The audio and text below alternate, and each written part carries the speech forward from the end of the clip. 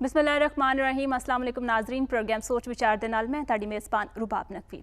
नाजरीन प्रोग्राम दे विच अज असी बड़े अहम मौजू ते गल करांगे जिहड़ा कि बांझपन जो कि बहुत सारे कपल्स जिहड़े ने फेस कर रहे हैं। ये किवें हुंदा है, इहदा इलाज की, इहदे किन्ने इलाज जिहड़े ने ओह इस वेले मुमकिन ने, इस अलावा ग़िज़ा जिहड़ी ओह किन्ना अहम रोल अदा करदी है। इन्हां सारी जिहड़ी अहम गल्लां ने इहदे ते असी अज सोच विचार करांगे। ते मेरे प्रोग्राम च बड़े अहम मेहमान मौजूद ने, मैं उन्हां दा तारुफ करवा देनी है। सब तो पहले जनाब साडे मुल्क दे बड़े माया नाज इनफर्टिलिटी स्पैशलिस्ट जनाब डॉक्टर राशिद लतीफ़ साहब मौजूद ने। उन्होंने नाल जनाब तशरीफ रखतियां ने डॉक्टर फरजीन मलिक साहिबा जो कि माहिर ग़िज़ाइयात ने। मैं दोवां नूं जी आयां नूं कहांगी। अच्छा डॉक्टर साहब, जिवें कि मैं गल की थी कि बड़ा अहम मसला है एक बांझपन, एक सब तो पहले दसो कि हुंदा किवें ते इहदी वजूहात की ने। पहली गल तो अज अगर 100 जोड़ियां दा लाहौर शहर च विआह होना है, उन्हां विचों 80 ऐसे होंगे जिन्हां दा पहले नहीं तो दूजे साल च बच्चा हो जाएगा। ठीक है। पर 20 होंगे जिन्हां दा नहीं होएगा। जिन्हां दा बच्चा नहीं हुंदा उहनूं कहंदे ने बांझपन, कि बच्चा वो चाहते ने पर होया नहीं। तो तुसीं इहदी गिनती हिसाब लगाओ कि हर 5 जोड़ियां विचों एक जोड़ा ऐसा है जिहदे बच्चे नहीं हुंदे। ठीक है। पर डॉक्टरी ने एड्डी तरक्की की है पिछले 50-60 सालों हुण जिन्हां दे बच्चे नहीं हुंदे उन्हां विचों 80% दे कोई ना कोई इलाज निकल आंदा है और बच्चा हो जाएगा। सो सब नाल वड्डी खुशखबरी तो यह है जिन्हां दे बच्चे नहीं होए 2 साल से वो अगर अच्छे डॉक्टर अच्छे स्पैशलिस्ट को जाणगे तो उहदा सही टैसट होणगे, सही इलाज होएगा तो फिर 80% चांस है कि उन्हां दा बच्चा हो जाएगा। ठीक है। बल्कि गल तो इत्थे तक पहुंची हुई है कई खानदानां च बच्चे ठीक पैदा नहीं होंदे, कोई ना कोई खराबी होंदी है उन्हां च, कोई दिमागी कोई जिस्मानी। वो टैसट भी असी बच्चा पेट दे विच जान तो पहलों कर सकते हैं ताकि वो खराबी ना होए। ठीक है। ठीक है। अच्छा फरजीन साहिबा, जिवें डॉक्टर साहब ने दसिया कि बांझपन मतलब जिहड़ा हर 5 चों एक जोड़ा जिहड़ा है वो फेस कर रहा है, ग़िज़ा कितना अहम रोल अदा करदी है इहदे विच? देखो जी, जिहड़ी ग़िज़ा होंदी है ना वो मेन इंग्रीडिएंट होंदा है जिहड़ा इंसान नूं चलाई रखदा है। ठीक है ना, तुहानूं पता है कि बच्चा दुनिया दे विच आंदे ही पहली चीज़ जिहड़ी डिमांड करदा वो ग़िज़ा है। ग़िज़ा एक ऐसी चीज़ है जिहड़ी तुहानूं लैफ्ट भी लै जाएगी, खब्बे पासे लै जाएगी, सज्जे पासे लै जाएगी। ते तुसीं डिसाइड यह करना होंदा है कि तुसीं सही ग़िज़ा लवो। हुण तुसीं जदों इनफर्टिलिटी की गल करदे हो तो कई मेन कॉजेज़ हैगी। उहदे विच एक ट्यूबरकुलोसिस यानी कि TB एक बहुत बड़ी कॉज है जिहदी वजह तो लोकां नूं इनफर्टिलिटी होंदी है। अच्छा जदों सब तो वड्डी गल जदों बांझपन की गल करने ਅਸੀਂ सिर्फ औरतों की गल नहीं करते, ਅਸੀਂ मर्द की भी गल करनी है, पूरे कपल की गल होंदी होगी। मर्दों के विच भी ये टेस्ट नैसेसरी है ते औरतों के विच भी ये टेस्ट नैसेसरी है। ते ग़िज़ा ऐसी होनी चाहिए जिहड़ी जिन्हों असी कहीदा है मुतवाजन यानी कि बैलेंस्ड ग़िज़ा। ठीक है। इस तरह ये जिहड़ियां बेकरियां तो चीज़ां बनियां होंदियां उन्हां नूं कम इस्तेमाल करो। जिन्ना तुसी कोल रहोगे ना कुदरत दे, जिन्ना जिन्ना कोल उन्ना ही ईजी हो जाएगा। ये बच्ची किसी बच्ची वास्ते चलो बच्चा भी है कोई ਤੇ ਉਹ ਟੀਨੇਜ ਜਦੋਂ ਹੁੰਦੇ ਏਜਰ ਹੁੰਦੇ ਨੇ ਉਦੋਂ ਵੀ ਖਿਆਲ ਰੱਖਣਾ ਚਾਹੀਦਾ ਜਾਂ ਤੁਹਾਨੂੰ ਲੱਗਦਾ ਕਿ ਸ਼ਾਦੀ ਤੋਂ ਬਾਅਦ ਜ਼ਿਆਦਾ ਇਹਨਾਂ ਚੀਜ਼ਾਂ ਦਾ ਖਿਆਲ ਰੱਖਣਾ ਚਾਹੀਦਾ? ਮੈਂ ਤੁਹਾਨੂੰ ਕਹਿੰਦੀ ਹਾਂ ਜਦੋਂ ਬੱਚਾ ਦੁਨੀਆ ਵਿੱਚ ਆਉਂਦਾ ਉਦੋਂ ਤੋਂ ਸ਼ੁਰੂ ਹੋ ਜਾਓ ਖਿਆਲ ਰੱਖਣਾ। ਮਤਲਬ ਸ਼ੁਰੂ ਤੋਂ ਹੀ ਤੁਸੀਂ ਇਹਨਾਂ ਚੀਜ਼ਾਂ ਜਿੰਨਾ ਹੋ ਸਕੇ ਤੁਸੀਂ ਦੇਖੋ ਨਾ ਜੀ, ਜਿਹੜੇ ਵੱਡੇ ਸਾਡੇ ਹੁੰਦੇ ਸਨ ਉਹ ਕਹਿੰਦੇ ਸਨ ਦੁੱਧ ਪਿਲਾਓ ਬੱਚੇ ਨੂੰ, ਦੁੱਧ ਪਿਲਾਓ ਦੁੱਧ ਪਿਲਾਓ। ਉਹ ਕਿਉਂ ਕਹਿੰਦੇ ਸਨ? ਕੈਲਸ਼ੀਅਮ ਚਾਹੀਦਾ ਹੈ। ਹੁਣ ਅੱਜ ਕੱਲ ਦੇ ਬੱਚੇ ਦੁੱਧ ਨਹੀਂ ਪੀ ਰਹੇ, ਅੱਜ ਕੱਲ ਦੇ ਬੱਚੇ ਔਰ ਚਾਕਲੇਟ ਮਿਲਕ ਤੇ ਪਤਾ ਨਹੀਂ ਕੀ ਕੁਝ ਪੀਂਦੇ ਰਹਿੰਦੇ ਨੇ, ਬਹੁਤ ਸਾਰੀਆਂ ਚੀਜ਼ਾਂ ਆ ਗਈਆਂ। ਠੀਕ ਹੈ। ਇਹ ਜਿਹੜੀ ਚੀਜ਼ਾਂ ਹੈ ਇਹ ਬੜੀ ਇੰਪੋਰਟੈਂਟ ਹੈ ਕਿ ਡੇ 1 ਜਦੋਂ ਬੰਦਾ ਦੁਨੀਆ ਤੇ ਆਉਂਦਾ, ਅੱਜ ਵੀ ਤੁਸੀਂ ਇਹ ਪ੍ਰੋਗਰਾਮ ਦੇਖ ਰਹੇ ਹੋ ਨਾ ਤੇ ਅੱਜ ਵੀ ਕੋਈ ਲੇਟ ਨਹੀਂ ਹੋਇਆ। ਅੱਜ ਵੀ अपने तो वादा करो कि तुसी जे जंक फूड खाना है, जंक फूड बर्गर पीज़ा वगैरह जिहड़ा बड़ा शौक है सानू खाण दा, वो तुसी हफ्ते विच 2 वारी कर दो, बजाए कि हर वाले लोग जंक फूड खा रहे हैं, जलेबियां समोसे चल रहे हैं। सिर्फ बर्गर ही नहीं, समोसे जलेबियां जी मौसम चंगा होया इत्थे 2 मील वो कतरे पे ते नाल ही पकौड़े समोसे चल पे। ते ये चीज़ां ने ना इन्हां नूं थोड़ा कम करो, नेचर तो कुदरती खानियां तो करीब जाओ। ठीक है। ठीक। अच्छा डॉक्टर साहब ए दसो कि अक्सर औकात शादी तो फौरन बाद ही 5-6 महीने अगर कोई ऐसी खुशखबरी नहीं मिल रही कपल नूं तो वो परेशान होने लग पैंदे ने। अक्सर औकात होंदा कि 2 साल भी नहीं होंदा, 3 साल तो फिर भी वो नहीं जाते। मतलब ये 2 एस्पैक्ट ने। तो तुसी की कहंदे हो कि किस वेले जिहड़ा कपल नूं जाके किसी माहिर डॉक्टर को मशवरा लै लेना चाहिए या फिर टेस्ट करा लेने चाहिए? वैसे किताब के मुताबिक तो कम से कम 2 साल अपने आप नूं दिओ। अच्छा 2 साल जब मैं कहा तो मतलब मेरा ये सी, आम तौर पर कुड़ियां दी उम्र होंदी है 20 तो 25 साल, मुंडे की उम्र 25 तो 30 साल। ठीक है।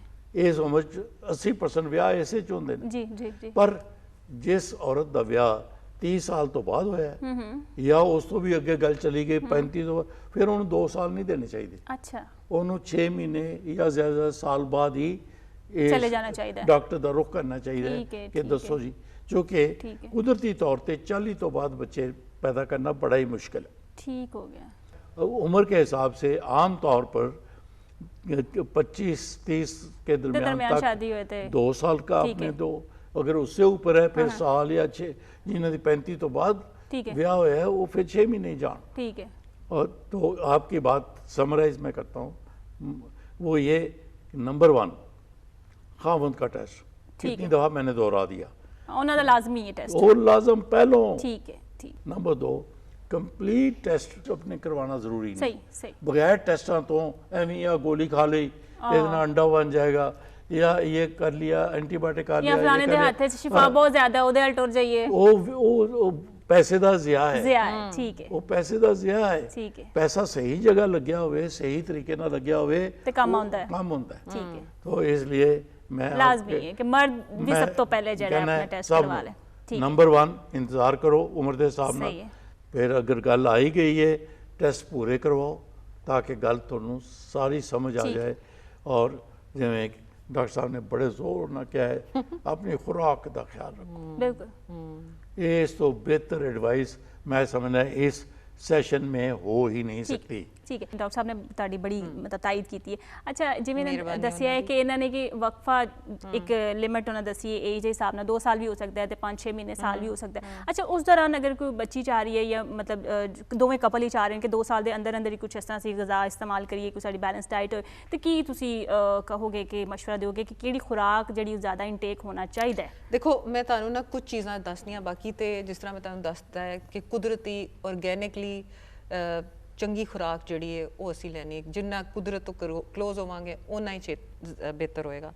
अच्छा उस तो इलावा ਜਦੋਂ ग़िज़ाई चीज़ां पूरी नहीं हो रही तो ਉਹਦੇ ਵਿੱਚ ਆਇਰਨ ਵੇਖਣਾ ਹੁੰਦਾ ਹੈ, ਉਹਦੇ ਵਿੱਚ ਜਿਹਨੂੰ ਕਹੀਦਾ ਹੈ ਕਿ ਜੀ ਲੋਕੀ ਕਹਿੰਦੇ ਕਿ ਜੀ ਤੁਹਾਡੇ ਵਿੱਚ ਉਹ ਖੂਨ ਬੰਨਾ ਕੰਮ ਹੋ ਗਿਆ, ਠੀਕ ਹੈ, ਉਹ ਚੀਜ਼ ਹੁੰਦੀ ਹੈ ਆਇਰਨ ਤੇ ਫੋਲਿਕ ਐਸਿਡ ਦੀ ਕਮੀ, ਠੀਕ ਹੈ। ਇਹ ਚੀਜ਼ਾਂ ਨੂੰ ਵੇਖਣਾ ਹੁੰਦਾ ਹੈ, ਉਹਦੀ ਅਸੀਂ ਕਿੱਥੋਂ ਹਾਸਲ ਕਰ ਸਕਦੇ ਹਾਂ, ਕਿਹੜੀ ਇਹ ਸਬਜ਼ੀ ਤੋਂ? ਇਹ ਮੈਂ ਤੁਹਾਨੂੰ ਇਹ ਦੱਸ ਰਹੀ ਹਾਂ ਕਿ ਇਹ ग़िज़ाई ਚੀਜ਼ਾਂ ਨਾਲ ਬਿਹਤਰ ਹੁੰਦੀ ਹੈ ਤੇ ਉਹਦੇ ਵਿੱਚ ਇਹ ਹੁੰਦਾ ਹੈ ਚੁਕੰਦਰ ਦਾ ਇਸਤੇਮਾਲ, ਸਹੀ ਹੈ, ਅਨਾਰ ਦਾ ਇਸਤੇਮਾਲ, ਇਸ ਤੋਂ ਇਲਾਵਾ ਸ਼ਕਰਕੰਦੀ ਦਾ ਇਸਤੇਮਾਲ, ਇਸ ਤੋਂ ਇਲਾਵਾ ਬੰਦ ਗੋਭੀ ਜਿਹੜੀ ਹੁੰਦੀ ਹੈ ਉਹਦਾ ਇਸਤੇਮਾਲ, ਫਿਰ ਇਹ ਤੁਹਾਨੂੰ ਪਤਾ ਬੀਜ ਹੁੰਦੇ ਨੇ, ਇਹ 4 ਮਗਜ਼ ਹੁੰਦੇ ਨੇ, ਇਹਨਾਂ ਦਾ ਵੀ ਇਸਤੇਮਾਲ ਜਿਹੜਾ ਬੜਾ ਚੰਗਾ ਹੁੰਦਾ ਹੈ, ਤਿਲਾਂ ਦਾ ਇਸਤੇਮਾਲ ਚੰਗਾ, ਸਫੈਦ ਤਿਲ ਦੇ ਇਸਤੇਮਾਲ, ਹਨੀ ਯਾਨੀ ਕਿ ਸ਼ਹਿਦ ਹੋ ਗਿਆ, ਸ਼ਹਿਦ ਦਾ ਇਸਤੇਮਾਲ, ਇਸ ਤੋਂ ਇਲਾਵਾ ਬਦਾਮ। ਸਭ ਤੋਂ ਪਹਿਲੀ ਚੀਜ਼ ਜਦੋਂ ਆਉਂਦੀ ਹੈ ਨਾ ਡਰਾਈ ਫਰੂਟ, ਜਿਹਨੂੰ ਹਰ ਇੱਕ ਨੂੰ ਕਹੀਦਾ, ਸਿਰਫ ਇਸ ਵਾਸਤੇ ਨਹੀਂ ਕਿ ਇਨਫਰਟੀਲਿਟੀ ਵਾਸਤੇ, ਹਰ ਇੱਕ ਨੂੰ ਕਹੀਦਾ ਹੈ ਕਿ ਮੁੱਠੀ ਇੱਕ ਡਰਾਈ ਫਰੂਟ ਦੀ ਨਾ ਜਿਹੜੀ ਵੀ ਮਿਲੇ, ਜ਼ਰੂਰੀ ਨਹੀਂ ਕਿ ਮਹਿੰਗੇ ਡਰਾਈ ਫਰੂਟ ਲੈ ਲਓ, ਜਿਹੜਾ ਖਾ ਸਕੋ ਉਹ ਦੁੱਧ ਦੇ ਨਾਲ ਸਵੇਰੇ ਤੁਸੀਂ ਲਵੋ। ਜੇ ਤੁਹਾਨੂੰ ਦੁੱਧ ਤੋਂ ਕੋਈ ਪ੍ਰੋਬਲਮ ਨਹੀਂ ਦਿੰਦਾ, ਕਈਆਂ ਨੂੰ ਲੈਕਟੋਜ਼ ਇੰਟੋਲਰੈਂਸ ਹੁੰਦੀ ਹੈ, ਜੇ ਦੁੱਧ ਪ੍ਰੋਬਲਮ ਦਿੰਦਾ ਤੇ ਦਹੀਂ ਨਾਲ ਲੈ ਲਓ, ਦਹੀਂ ਨਹੀਂ ਮਿਲਦਾ ਪਨੀਰ ਨਾਲ ਲੈ ਲਓ, ਠੀਕ ਹੈ। ਅਕਸਰ ਗਾਵਾਂ ਥਾਵਾਂ ਤੇ ਜਿਹੜੇ ਸਾਡੇ ਪਿੰਡਾਂ ਥਾਵਾਂ ਉਹਦੇ ਵਿੱਚ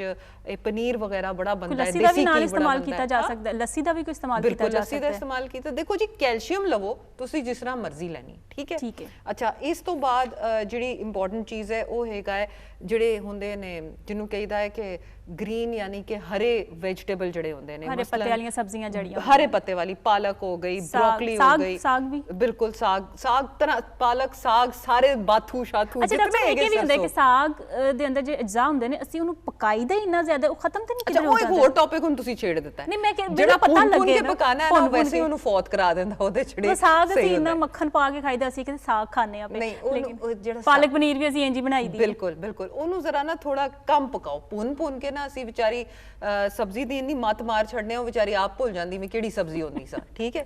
ਅੱਛਾ ਉਸ ਤੋਂ ਇਲਾਵਾ ਲਸਣ ਦਾ ਇਸਤੇਮਾਲ ਬੜਾ ਕਹੀਦਾ ਹੈ, ਕਈ ਮਰਦਾਂ ਲਈ ਵੀ ਚੰਗੀ ਉਹਦੇ ਸਿਲੀਨੀਅਮ ਹੁੰਦਾ ਹੈ, ਸਿਲੀਨੀਅਮ ਜਿਹੜਾ ਹੈ ਉਹ ਮਰਦਾਂ ਲਈ ਵੀ ਚੰਗਾ ਹੈ, ਔਰਤਾਂ ਲਈ ਵੀ ਚੰਗਾ ਹੈ। ਇਸ ਤੋਂ ਇਲਾਵਾ ਜਿਹੜੇ ਫਲ ਫਰੂਟ ਦਾ ਇਸਤੇਮਾਲ ਉਹ ਲੋਕੀ ਜਿਹੜੇ ਨੇ ਉਹ ਫਲ ਇਸਤੇਮਾਲ ਹੀ ਨਹੀਂ ਕਰਦੇ, ਠੀਕ ਹੈ। ਫਲ ਬਹੁਤ ਜ਼ਰੂਰੀ ਹੈ, ਐਟਲੀਸਟ ਮੌਸਮੀ ਜਿਹੜੇ ਫਲ ਸਸਤੇ ਹੁੰਦੇ ਨੇ ਬਿਲਕੁਲ ਉਹ ਇਸਤੇਮਾਲ ਕਰੋ। ਬੇਸ਼ੱਕ ਅੱਜਕੱਲ ਜਿਵੇਂ ਕੇਲਾ ਵਾਫਰੀ ਮਕਦਾਰ ਵਿੱਚ ਮਿਲ ਰਿਹਾ, ਬਿਲਕੁਲ ਲਵੋ ਉਹ ਖਾਓ।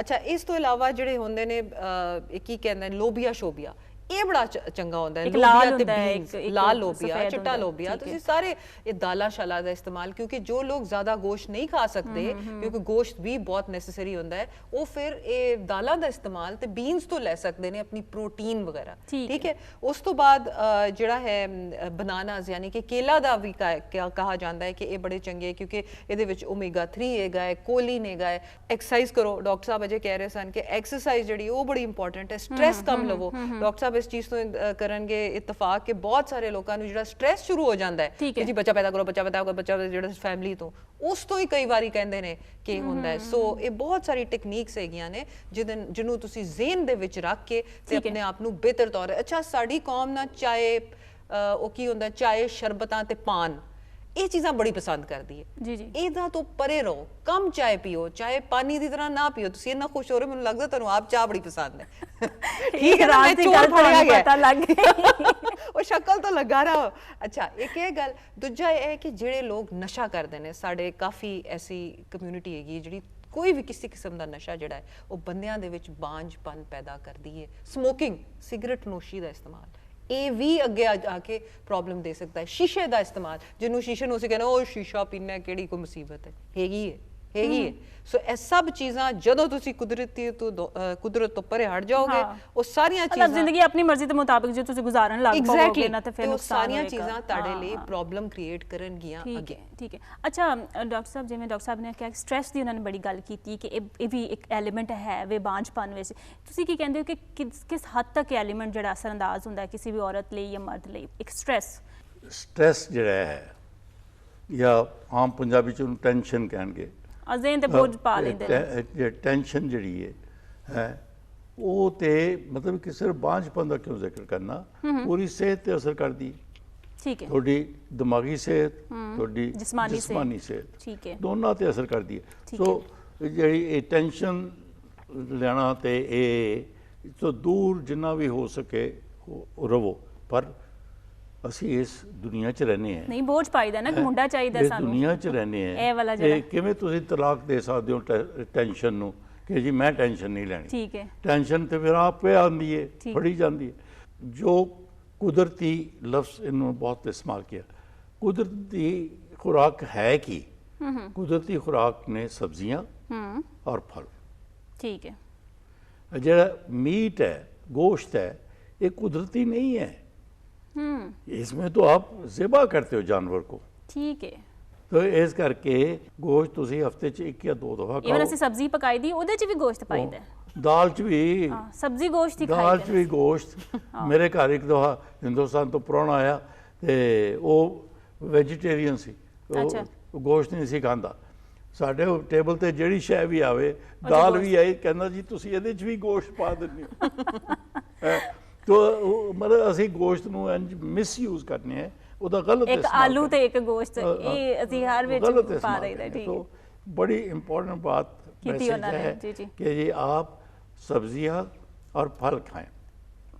पाकिस्तान ਨੂੰ ਕੁਦਰਤ ਨੇ ਕਿੰਨਾ ਨਵਾਜ਼ਾ ਹੈ ਕਿ ਮੈਂ ਬਾਹਰਲੇ ਮੁਲਕ ਜਾਣਾ ਕਿਤੇ, ਉੱਥੇ ਇਹ ਜਿਹਾ ਫਲ ਹੀ ਨਹੀਂ ਹੁੰਦਾ ਜਿਸ ਤਰ੍ਹਾਂ ਦਾ ਅੰਬ, ਜਿਸ ਤਰ੍ਹਾਂ ਕਿੰਨੂ ਸਾਡਾ ਵੀ ਨੇਮ ਇਟ। ਕੋਈ ਵੀ ਨਾਮ ਲਵੋ, ਅੱਜ ਕੱਲ੍ਹ ਅੰਗੂਰ ਬਿਊਟੀਫੁਲ। ਇੱਕ ਤੇ ਅਸੀਂ ਓਵਰਵੇਟ ਦੀ ਗੱਲ ਤੁਸੀਂ ਕੀਤੀ ਸੀ, ਤੇ ਮੈਨੂੰ ਮੇਰੇ ਜ਼ਿਹਨ 'ਚ ਇੱਕ ਹੋਰ ਸਵਾਲ ਆ ਰਿਹਾ ਹੈ ਕਿ ਅੰਡਰਵੇਟ ਜਿਨ੍ਹਾਂ ਦਾ ਆਪਣਾ weight ਘੱਟ ਵੀ ਹੁੰਦਾ ਉਹ ਵੀ ਇਹਦੇ ਤੇ ਅਸਰ ਅੰਦਾਜ਼ ਜੀ, ਉਹ ਵੀ ਅੱਛੀ ਗੱਲ नहीं है। जो एवरेज वेट है ना, दरमियाना वेट, ठीक है, आपकी उम्र और कद के हिसाब से जो सही वजन है वही होना चाहिए। ठीक वही है, जो कि आप जब उदो भी थले चले जाने हो ना, ठीक है, फिर डॉक्टर साहब ने कहा फिर आपके जिस्म में कमजोरियां आ जाती हैं। ठीक है, ठीक है, आयरन नहीं है, अनीमिया हो गया, खून की कमी हो गई, आयोडीन नहीं है, थायराइड का हो गया, बेशुमार बीमारियां वो जड़ियाँ अजकल दी फैशनी कुड़ियां ने ना है, मैंने ये नहीं खाना, मैंने वो नहीं खाना, मैंने वो नहीं है। उनको समझाया जाए कि बीबी एक तो इधर आ नहीं करके, एक तो अभी असर है, उसके बाद जब आप बूढ़ी हो जाएंगी ना, तो 40-50 साल की, फिर आपकी हड्डियां जवाब दे जाएंगी। सही कह रहे हो। आप गिरोगी तो फौरन फ्रैक्चर हो जाएगा, हड्डी टूटेगी, फिर थोनू राशि लतीफ याद आएगा। सही, फिर डॉक्टर साहब याद जो ठीक कहंदा सी, ਸਾਨੂੰ ਖਾ ਲੈਣਾ ਚਾਹੀਦਾ ਸੀ, फिर देर हो गई। ठीक है, ਹੈ ठीक है। ਕਿਸੇ ਹਾਦਸੇ ਤੋਂ ਬਾਅਦ ਅਕਲਮੰਦ ਹੋਣਾ ਤੇ ਕੋਈ ਅਕਲਮੰਦੀ ਹਾਂ, ਨਹੀਂ ਫਿਰ ਤਾਂ ਵੇਲਾ ਲੰਘ ਜਾਂਦਾ ਹੈ ਨਾ ਹਾਦਸੇ ਫਿਰ ਤੋਂ ਤੇ। ਪਹਿਲਾਂ ਅਕਲਮੰਦ ਹੋ। ਠੀਕ ਹੈ, ਠੀਕ ਹੈ, ਸਹੀ ਕਹਿ ਰਹੇ ਤੁਸੀਂ। ਅੱਛਾ ਡਾਕਟਰ ਸਾਹਿਬਾ, ਅਕਸਰ ਔਕਾਤ ਅਸੀਂ ਇੰਨੇ ਹੀ ਅੱਛਾ ਇੱਕ ਇਹ ਵੀ ਅਸੀਂ ਅਹਿਸਾਸੇ ਕਮਤਰੀ ਦਾ ਸ਼ਿਕਾਰ ਹੁੰਦੇ ਹਾਂ, ਸਾਡਾ weight ਬਹੁਤ ਜ਼ਿਆਦਾ ਹੋ ਗਿਆ। ਇੱਕ ਬਾਜ਼ ਬੱਚੀਆਂ ਐਸੀਆਂ ਹੁੰਦੀਆਂ ਨੇ ਜਿਹੜੀਆਂ ਬਹੁਤ ਪਤਲੀਆਂ, ਬਲਕਿ ਮੈਂ ਕਹਾਂਗੀ ਜ਼ਿਆਦਾ ਲੜਕੀਆਂ 'ਚ ਕਿ ਪਤਲੇ ਜਿਹੇ ਹੁੰਦੇ ਨੇ, ਉਹਦੇ ਵਾਸਤੇ ਉਹ ਦਵਾਈਆਂ ਖਾਣ ਲੱਗ ਪੈਂਦੇ, ਸਟੀਰੋਇਡ ਇਸਤੇਮਾਲ ਕਰਨ ਲੱਗ ਪੈਂਦੇ ਨੇ, ਕਦੀ ਕਿਸੇ ਨੇ ਮਸ਼ਵਰਾ ਦਿੱਤਾ ਖਾਣ ਲੱਗ ਪੈਂਦੇ ਨੇ, ਕਿਸੇ ਜੋ ਵੀ ਦਿੱਤਾ, ਤੇ ਇਹਦਾ ਵੀ ਕੋਈ ਅਸਰ ਹੁੰਦਾ ਹੈ? ਬਿਲਕੁਲ ਹੁੰਦਾ ਜੀ। ਖਾਸ ਤੌਰ ਤੇ ਮੈਂ ਚੀਜ਼ ਲੜਕਿਆਂ 'ਚ ਦੇਖੀ ਹੈ। ਬਿਲਕੁਲ, ਜਿਹੜੀ ਅਜੇ ਡਾਕਟਰ ਸਾਹਿਬ ਨੇ ਗੱਲ ਕੀਤੀ ਹੈ ਕਿ ਕੋਈ ਵੀ ਚੀਜ਼ ਕੁਦਰਤ ਤੋਂ ਹਟ ਕੇ ਅਸੀਂ ਕੀਤੀ ਨਾ, ਕੋਈ ਕੈਮੀਕਲ, ਕੋਈ ਹਾਰਮੋਨ, ਕੋਈ ਦਵਾਈ, ਕਿਸੇ ਤੁਹਾਡੇ ਮੇਰੇ ਕਹਿਣ ਦੇ ਉਹ ਜੀ ਇਹ ਗੋਲੀ ਖਾ ਲਓ ਤੇ ਮੈਂ ਉਹ ਗੋਲੀ ਖਾ ਕੇ ਬਹਿ ਜਾਵਾਂ, ਇਹ ਬਿਲਕੁਲ ਗਲਤ ਗੱਲ ਹੈ। ਪ੍ਰੋਗਰਾਮ ਦੇ ਸ਼ੁਰੂ ਵਿੱਚ ਹੀ ਡਾਕਟਰ ਸਾਹਿਬ ਮਾਸ਼ਾਅੱਲਾ ਇੰਨੇ ਰਿਨਾਊਂਡ ਡਾਕਟਰ ਹੈਗੇ ਨੇ, ਇਹਨਾਂ ਨੇ ਤੁਹਾਨੂੰ ਪਹਿਲਾ ਮਸ਼ਵਰਾ ਦਿੱਤਾ ਸੀ ਕਿ ਡਾਕਟਰ ਜਾਂ ਮੁਆਲਿਜ ਚੰਗਾ ਤੇ ਮੁਸਤਨਦ ਹੋਣਾ ਚਾਹੀਦਾ। ਠੀਕ ਹੈ। ਕਿਸੇ ਦੇ ਕਹਿਣ ਦੇ ਉੱਤੇ ਤੁਸੀਂ ਦਾएं ਬਾएं ਅੱਗੇ ਪਿੱਛੇ ਕੋਈ ਚੀਜ਼ ਆਪਣੇ ਜਿਸਮ ਦੇ ਵਿੱਚ ਨਹੀਂ ਸ਼ਾਮਿਲ ਕਰਨੀ। ਤੁਹਾਨੂੰ ਤੁਸੀਂ ਕਿਸੇ ਤੇ ਕੋਈ ਤੁਹਾਨੂੰ ਕਹਿੰਦਾ ਹੈ ਲੋ ਮੇਰੇ ਕੱਪੜੇ ਪਾ ਲਓ, ਤੁਸੀਂ ਨਹੀਂ ਪਾਓਗੇ ਨਾ, ਕਿਉਂ? ਤੁਸੀਂ ਟੱਚ ਵੀ ਨਹੀਂ ਕਰਨਾ ਚਾਹੁੰਦੇ ਆਪਣੀ ਸਕਿਨ ਦੇ ਨਾਲ, ਤੇ ਫਿਰ ਅੰਦਰ ਐਸੀ ਗਿਜ਼ਾ ਕਿਉਂ ਖਾਓਗੇ ਤੁਸੀਂ ਜਿਹੜੀ ਕਿਸੇ ਨੇ ਐਵੇਂ ਕਹਿ ਦਿੱਤੀ। ਸਟੀਰੋਇਡ ਦਾ ਜਿਹੜਾ ਯੂਜ਼ ਜਿਹੜੇ ਤੁਸੀਂ ਬੰਦਿਆਂ ਲਈ ਕਹਿ ਰਹੇ ਹੋ, ਜਿਹੜੇ ਅੱਜਕੱਲ ਬਾਡੀ ਬਿਲਡਿੰਗ ਵਗੈਰਾ ਕਰਦੇ ਨੇ, ਠੀਕ ਹੈ, ਸਪੈਸ਼ਲੀ ਮੁੰਡਿਆਂ 'ਚ ਬਹੁਤ ਜ਼ਿਆਦਾ। ਬਿਲਕੁਲ, ਉਹਦੇ ਵਿੱਚ ਜਿਹੜਾ ਹੈ ਉਹ ਅਗੇਨ ਮੁਸਤਨਦ ਡਾਕਟਰ ਨਾਲ ਪਹਿਲੇ ਮਸ਼ਵਰਾ ਕਰ ਲਓ ਕਿ ਜੀ ਇਹ ਮੇਰੀ ਵਰਕਆਊਟ ਰੂਟੀਨ ਹੈ, ਇਹ ਮੈਂ ਐਕਸਰਸਾਈਜ਼ਾਂ ਕਰਨਾ।